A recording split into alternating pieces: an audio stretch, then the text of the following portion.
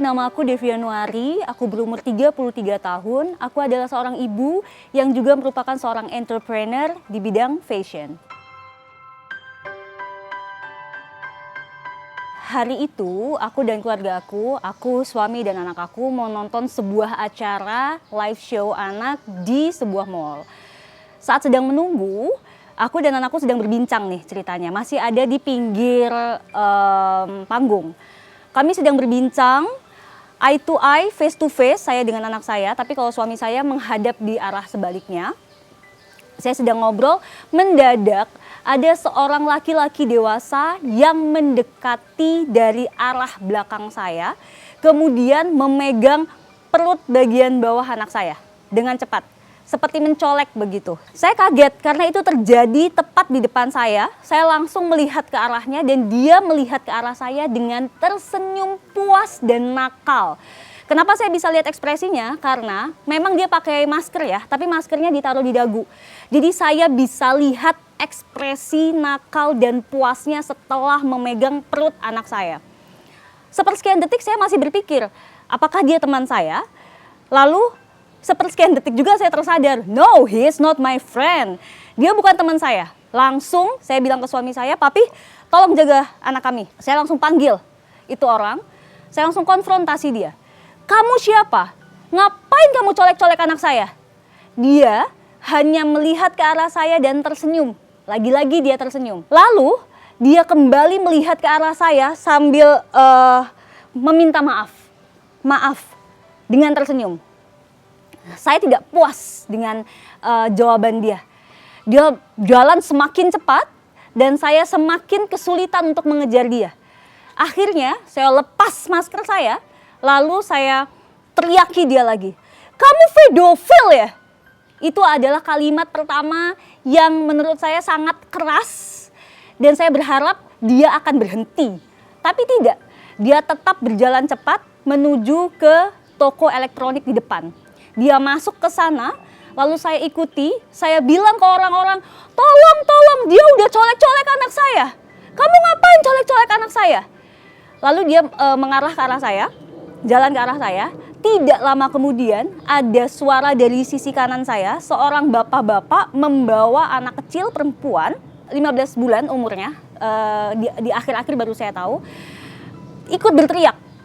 Dia juga colek-colek anak saya. Dia juga colek-colek anak saya. Sepersekian detik saya terkaget dan saya langsung sadar bahwa saya bukan satu-satunya korban. Ada korban lain selain saya, yaitu si bapak ini, Bapak M. Karena saya kaget, saya langsung memanggil security. Security, cepat ke sini security, tolong tangkap orang ini. Itu yang saya lakukan. Lalu lelaki asing ini mencoba untuk kabur. Dia naik eskalator. Bapak M bilang kepada saya, sudah Bu, saya handle. Saya mengikuti. Dari belakang, saya terdiam. Pak M sudah mencoba mengejar melalui eskalator itu. Saya terdiam karena suami saya bilang, udah. Mungkin karena suami saya itu ingin melindungi saya ya. Ketemu sama security perempuan. Di situ dia bilang, di sana Bu. Akhirnya bertemu di eskalator yang kedua. Itulah saya langsung berpikir cepat, ambil HP, record.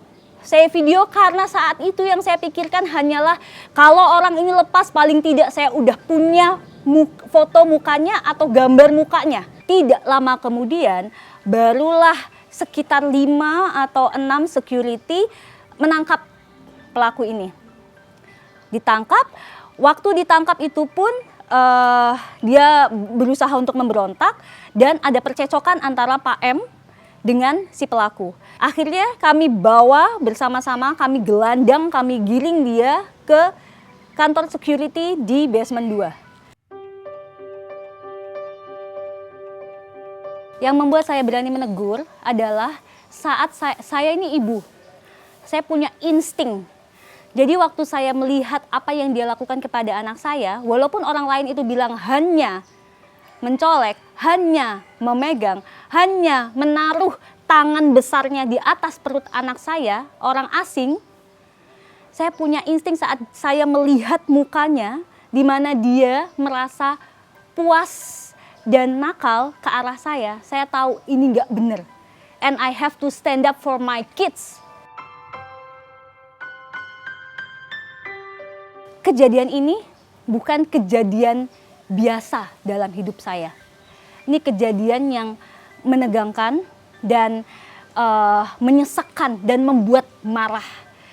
Kemarahan itulah yang membuat tangan saya bergetar, membuat tubuh saya bergetar dari atas sampai bawah. Tapi walaupun bergetar sekencang apapun, saya tidak berhenti untuk terus berlari, untuk terus mengejar, untuk terus melaporkan dia kepada polisi. Pada dasarnya saat kejadian itu terjadi, saya langsung menyuruh suami saya untuk menyelamatkan dulu anak saya. Jadi pada dasarnya saat itu juga saya langsung mengalihkan anak saya supaya jauh dari saya.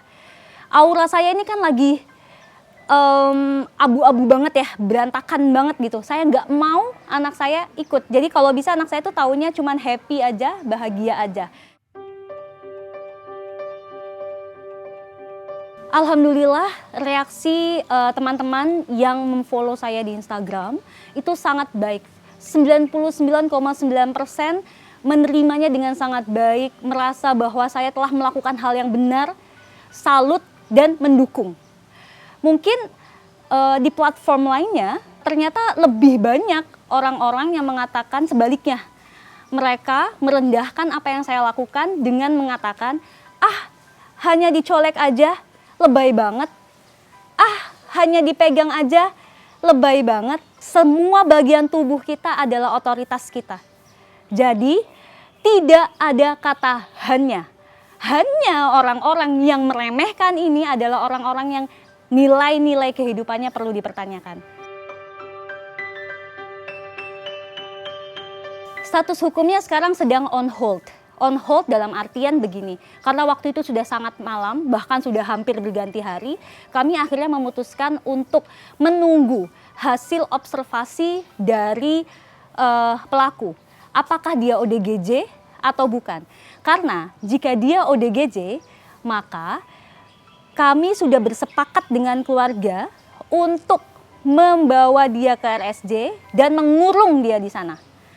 Tapi kalau dia dinyatakan oleh ahli bukan ODGJ, maka kami akan melanjutkan laporan kepada polisi. Efek kejadian tersebut kepada saya sebenarnya secara psikologis sangat besar ya. Berat, tidak mudah. Kalau misalnya di depan orang, saya sangat tegas, loud and clear. Tapi kalau sedang sendiri, saya rapuh dan rasanya ingin menangis. Gitu. Why this is happen to me, gitu kan? Kalau untuk anak saya sendiri, insya Allah sampai sekarang baik ya. Saya tidak pernah mengulas, saya tidak pernah bertanya tentang apa yang dia rasakan, tapi tidak spesifik ke masalah itu, tapi lebih ke keadaannya dia secara general. Karena pada dasarnya saya tidak ingin mengulang sesuatu, maksudnya jangan sampai nge-calling sesuatu yang sebenarnya mungkin bisa gampang dilupakan gitu. Jadi saya fokus hanya pada kebaikannya dia saja.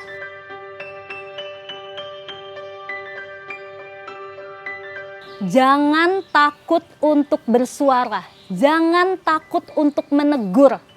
Biasanya orang-orang yang mengalami ini pada dirinya sendiri atau sedang melihat orang lain, biasanya mereka takut dan malu dan sungkan untuk menegur orang lain. Padahal seharusnya yang malu, sungkan itu orang itu, bukan kita.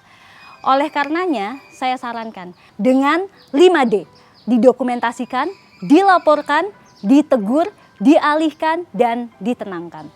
Ayo, lawan pelecehan seksual di ruang publik. Pelajari selengkapnya di sini, dukung aksinya di sini.